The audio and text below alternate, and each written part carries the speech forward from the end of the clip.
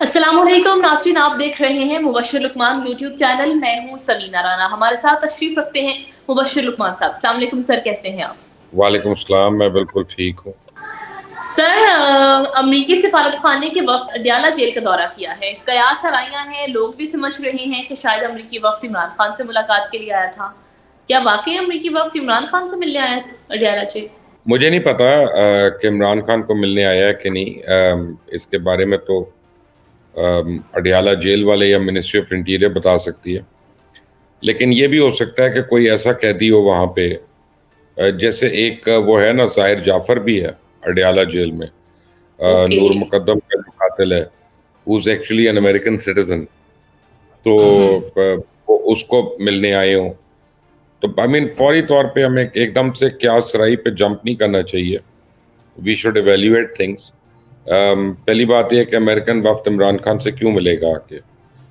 अगर वो मिल रहा है तो इसकी मिनिस्ट्री ऑफ इंटीरियर ने स्पेशल परमिशन दी होगी, फॉरेन ऑफिस ने परमिशन दी होगी। तो मेरी इतला में तो अभी वो नहीं है, क्योंकि उनकी तरफ से कोई ऐसी बात नहीं आई। तो डेफिनेटली जो दूसरी चीज है वो यही है कि वो किसी न किसी अमेरिकन सिटीजन को मिलने आया है जो किसी क्राइम में अडयाला जेल के अंदर है। और फौरी तौर पे मेरे जहन में जो आता है नाम, वो नूर मुकद्दम के मर्डरर का आता है कि वो क्योंकि अमेरिकन सिटीजन है, उसने कोशिश भी की थी कि अमेरिकन गवर्नमेंट उसको हेल्प करे। और उसने, आपको याद होगा कि पुलिस को इनिशियल इंटेरोगेशन में वो यही कहता था, I am an American citizen, you can't arrest me, you can't talk to me. जी। तो और तो मुझे ऑफ हैंड मेरे जहन में नहीं आ रही कोई बात, कोई वजह नहीं आ रही, but we'll have to find out.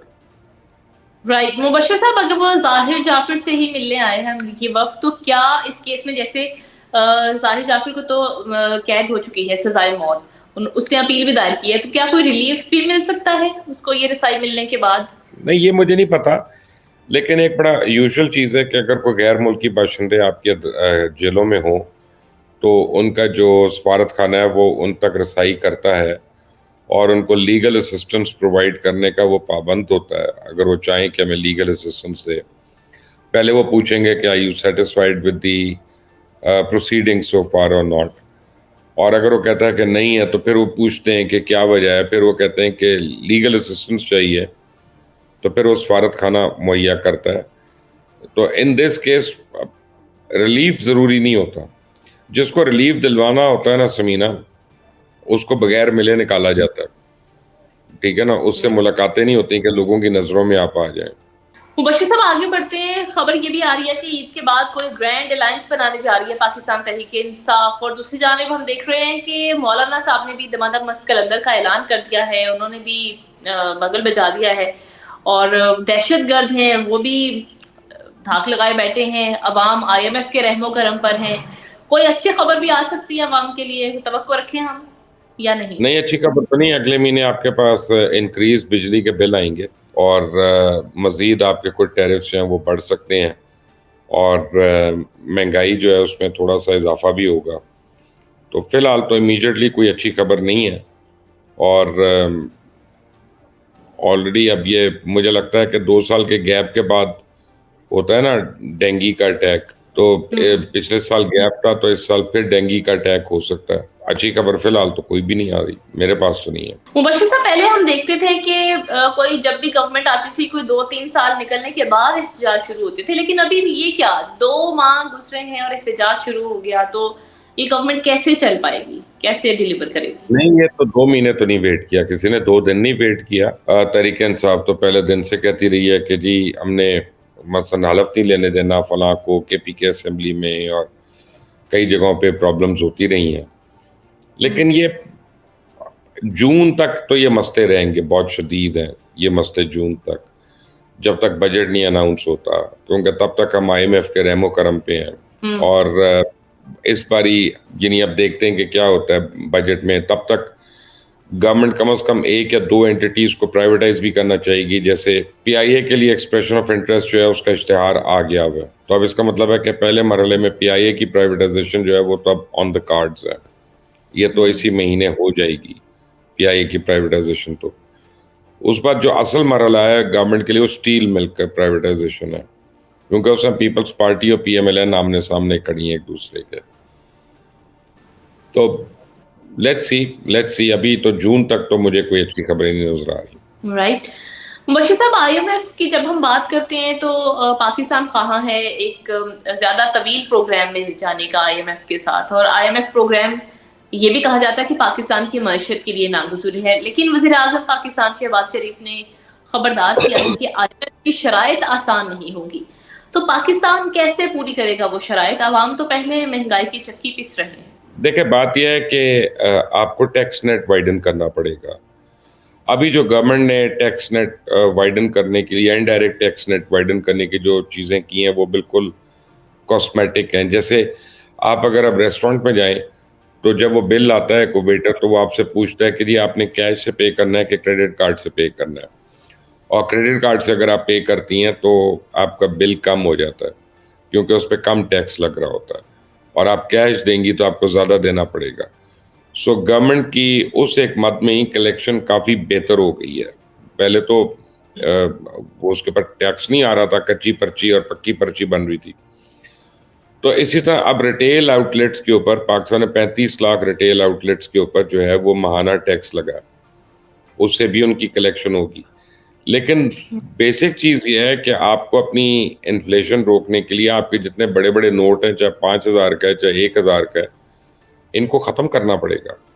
क्योंकि रिश्वत करने वाले या दो नंबरी करने वाले या होर्डिंग करने वाले जो हैं वो बड़े नोटों में करते हैं ना, वो रुपए रुपए की पर्चियों में तो नहीं करते। तो उससे काफ़ी कंट्रोल होगा। और दूसरा, आपको हर परचेज को, हर सेल को इस मुल्क में उसको टैक्स नेट के अंदर लाना है, तो अभी वो नहीं हो रहा। और ये गवर्नमेंट जो है ना, ये बड़ी बेतुकी बातें करती है, और ये एक गवर्नमेंट की बात नहीं कर रहा, मैं सारी गवर्नमेंट्स की कर रहा हूँ कि जी गाड़ी आपने लेनी है, आप फाइलर हैं तो इतने कम पे मिलेगी, आप नॉन फाइलर हैं तो जी आपको इतना ज़्यादा पैसे दे दें और आप गाड़ी ले लें या घर ले लें या प्लॉट ले लें। तो होना ही नहीं चाहिए ना, नॉन फाइलर के लिए सहूलत ही नहीं होनी चाहिए ना, खत्म। फिर everybody will have to come in the tax net.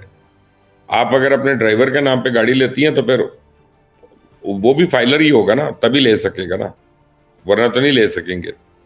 तो अब ये है कि इनको सख्तियां करनी पड़ेंगी, वरना बड़ा मुश्किल टाइम है। राइट। मुबश्शिर साहब, बुशरा बेगम के पेट में दर्द है और साथ में ये खबरें भी गर्दिश कर रही हैं कि बुशरा बेगम को जहर दिया गया है। इससे पहले हम सुनते आए थे इमरान खान को जहर दिया जा रहा है, और अब बुशरा बेगम के हवाले से ये खबरें सुनने में आ रही हैं। मुबश्शिर साहब, मास्टरमाइंड का तो पता चल गया इस सोच के पीछे, मकासद क्या है? मासूमियत है या सियासी चाल है या फिर कुछ और भी हो सकता है? क्यों ये खबरें नहीं फैलाई नहीं, जा रही हैं? अपना सियासी चाल है और हमदर्दियां हासिल करने के लिए। कभी बुशरा बेगम कह रही थी मेरे खाने में हारपेक मिलाया गया है, कभी वो कह रही थी टॉयलेट का पानी मिलाया गया। इमरान खान को इतनी तवातर से जहर मिल रहा है, वो ठीक है, उनका वजन बढ़ गया। बुशरा बेगम को जहर मिल रहा है लेकिन वो हट्टी कट्टी हैं। अब तो जहर के ऊपर से भी इंसान का एतबार उठता जा रहा है ना, जितनी बारी इन्होंने बता दिया कि इनको जहर मिल गया और ये कुछ भी नहीं हुआ इनको। लेकिन ये बेसिकली फेक लोग जो होते हैं वो फेक प्रोपेगेंडा ही करते हैं ना, और फेक एक्यूजेशंस करते हैं, फेक एलिगेशंस लगाते हैं। किसको फायदा है इस वक्त बुशरा बेगम को मारने का या इमरान खान को नुकसान पहुंचाने का? क्या हुकूमत को फायदा है? क्या एस्टेब्लिशमेंट को फायदा है? क्या जुडिशरी को फायदा है? क्या किसी एजेंसी को फायदा है? नहीं। तो छोड़ देना अपना, यानी बेकार की बातें है ना, किस सिमत में हम चले जाते हैं इनकी वजह से। इनको तो ड्रामे ही नहीं खत्म होते। राइट। मुबश्शिर साहब, तहरीक इंसाफ के जो रहनुमा हैं शेर अफजल मरवत और गुलकार सलमान अहमद के दरमियान देखें ट्विटर पर लफ्जी जंग चल रही है। उन्होंने रॉन्ग नंबर कह दिया। उन्होंने कहा है कि शेर अफजल मरवत रॉन्ग नंबर है और अपने लीडर का गलत इस्तेमाल किया है, इसीलिए आपको साइड लाइन कर दिया है। क्या वाकई रॉन्ग नंबर है शेर अफजल मरवत? देखें, अगर मैं कहूँगा कि शेर अफजल नंबर रॉन्ग नंबर नहीं है या सही नंबर है, तो पीटीआई वाले वैसे ही उनको रॉन्ग नंबर कहना शुरू हो जाएंगे। या मैं अगर कहूँगा कि सलमान अहमद मेरे दोस्त है, तो पीटीआई वाले उनको बुरा भला कहना शुरू हो जाएंगे। लेकिन ये तो उनकी इंटरनल लड़ाई है। लेकिन सलमान अहमद को ये ज़रूर सोचना चाहिए कि he is not even a Pakistan national, वो अमेरिकन नेशनल है, रहते भी अमेरिका में है। तो ज़रा कम अपना मुंह खोला करें और कम बातें करें। अगर पाकिस्तान का पासपोर्ट रखते हैं और पाकिस्तान में आके हमारे साथ लोड शेडिंग बर्दाश्त करेंगे और सब कुछ, तो फिर उनको भी हक होगा उस तरह की बातें करने का, वरना ना करें। और शेर अफजल मरवत को भी चाहिए कि वो हर एक के साथ तोड़ा ना लगाए ना पकड़ के, कि ये तो नहीं है कि जो आदमी को सवाल करे या बात करे तो उस पर आप पड़ जाएं। तो they both have to sort of look at their own issues. Right.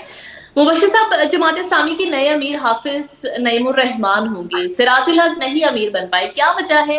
क्या जमात ने उन पर एतबार नहीं किया और हाफिज नईमुर रहमान क्या अफसर से जमात को लेकर चल पाएंगे अपनी पार्टी को, जिम्मेदारियां निभा देखें, पाएंगे? जमात इस्लामी जो है ना, अगर पाकिस्तान में कोई जमहूरी जमात है तो वो जमात इस्लामी पाकिस्तान है, क्योंकि जमात इस्लामी वो वाहिद जमात है जिसमें अमीर के लिए इलेक्शंस होते हैं, बाकी चीज़ों के लिए भी, और वो नज़र आते हैं। और आई थिंक इनके दे स्लाइटली अंडर 50,000 पीपल मेंबर्स जो वोट डाल सकते हैं और वो वोट डालते हैं। और जमात इस्लामी में आप ये देखें कि मौलाना मौदूदी बानी है जमात है, लेकिन उनके कोई भी यानी उनके घर वाले, उनके साहबजादे जमात के अमीर नहीं बन सके, ना जमात के अंदर उनका अमल दखल कोई रहा। यानी ये जमहूरियत की इससे बड़ी मिसाल नहीं हो सकती। तो सिराजुल हक साहब ने खुद ऑप्ट आउट किया था और मेरे ख्याल है कि शूरा ने उनका नाम बीच में डाल दिया था, बट उनकी अपनी मर्जी नहीं थी और उनकी मेरे ख्याल है कि विल जो है वो काफ़ी डिप्लीटिंग थी। अब हाफिज नईमुर रहमान साहब को इलेक्ट किया जमात ने। If I am not wrong, अगर मेरी मेमोरी सही है तो तीसरे अमीर होंगे जो कराची से होंगे, यानी जमात इस्लामी पाकिस्तान के। और यह है कि हाफिज नईम ने जमात इस्लामी को बहुत लिफ्ट किया है कराची में और सिंध के अंदर, और बहुत ज़्यादा पिछले कुछ सालों में हमने देखा है। और बड़ी मैं इनको जानता हूँ, ज़ाती तौर पे जानता हूँ, बहुत दफ़ा मेरी उनसे मुलाकात हुई है, बल्कि कराची में जब भी जाता हूँ और अगर मैं उनको फ़ोन करूँ, रिक्वेस्ट करूँ, तो वो फिर मुलाकात भी करते हैं। तो बड़े यानी ये यूथफुल हैं, एनर्जेटिक हैं और कमिटेड हैं जमाती कॉज से। और हाफिज़ नईम की जो सबसे बड़ी क्वालिटी है वो ये है कि हमारे यानी अब जब होटलों में कभी मुलाकातें हुई हैं हमारी, तो वहाँ पे एमक्यूएम वाले भी हैं, पीपल्स पार्टी वाले भी हैं, हमें तो सारे लोग मिलते हैं। तो हाफिज साहब हर एक के साथ ही गेट्स अलॉन्ग विद एवरीवन। उनकी यानी वो अपनी सियासत को पर्सनल लड़ाइयों में नहीं कन्वर्ट करते, वो असूल के ऊपर रहते हैं, असूली बात करते हैं। तो और उन्होंने काफ़ी जमात को अपलिफ्ट किया है पिछले 4-5 साल में। तो मेरे ख्याल में कि ये बड़ा एक अहम डिसीजन है और हाफिज नईमुर रहमान जो है वो वाकई जमात को वो मकाम दिलवा सकते हैं जो कारकुनान जमात जो हैं जिसका ख्वाब देख रहे होंगे। राइट। मुबश्शिर साहब, ईरान में अस्करियत पसंदों की कार्रवाई में 5 सिक्योरिटी एहलकार जो हैं वो जान की बाजी हार गए। हम देखते हैं कि जब भी ईरान के हिमायत याफ्ता ग्रुप्स इसराइल के खिलाफ कार्रवाई करते हैं तो ईरान के अंदर अस्करियत पसंद जो है वो ईरानी फोर्सेस को निशाना बनाना शुरू कर देते। इसकी क्या वजह है? उसकी वजह है कि वो इसराइल के पे रोल पे है, वो ईरान दुश्मन लोगों के पे रोल पे है। देखे ना, अगर ईरान हिजबुल्लाह को या हमास को मदद करेगा या एटलीस्ट अखलाकी तौर पे मदद करेगा, तो जो ईरान एंटी ईरान फोर्सेस हैं उनको इसराइल मदद करेगा। ये तो है ना, my enemies enemies my friend. तो ये वो वाला लॉजिक है और ये अभी और ज़्यादा होगा क्योंकि ईरान ने एक अल्टीमेटम दिया हुआ इसराइल को 48 घंटे का, उसमें अभी तक 24 घंटे हुए हैं। तो 24 घंटे के बाद लगता ही है कि ईरान कोई बड़ा एक्शन करने वाला है, तो उससे पहले शायद ये प्रीएम्प्टिव स्ट्राइक वगैरह हो, कुछ ऐसी बात हो, लेकिन इन दोनों का चल रहा है। Right, right. बहुत शुक्रिया मुबश्शिर साहब, आपके कीमती वक्त और आपके कीमती तजज़िये का। नाज़रीन, इसके साथ ही हमारा आज का वीलॉग खत्म हुआ। अगर आपको ये वीडियो पसंद आए तो इसे लाइक कीजिए, शेयर कीजिए, हमारे चैनल को सब्सक्राइब करना मत भूलें। इजाज़त दें अल्लाह के बाद।